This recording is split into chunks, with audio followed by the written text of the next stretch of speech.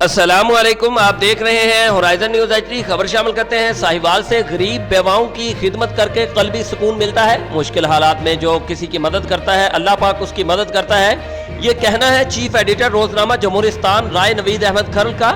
انہوں نے مزید کہا کہ میں نے جمہوریستان ویلفیئر ٹرسٹ کا آغاز کیا ہے، جس میں جمعۃ المبارک کے دن غریبوں، بیواؤں اور مستحق لوگوں میں صرف اللہ کی رضا کے لیے آٹا تقسیم کیا جاتا ہے۔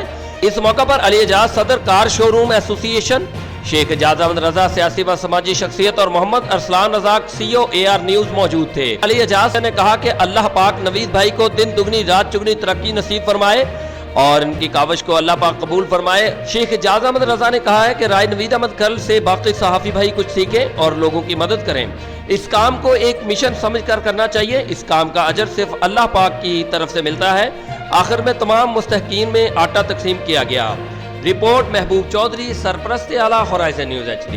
مزید خبروں اور اپڈیٹس کے لیے ہمارے YouTube چینل کو سبسکرائب کریں، بیل آئیکن کو پریس کر دیں اور ہمارے Facebook پیج کو لائک کیجیے۔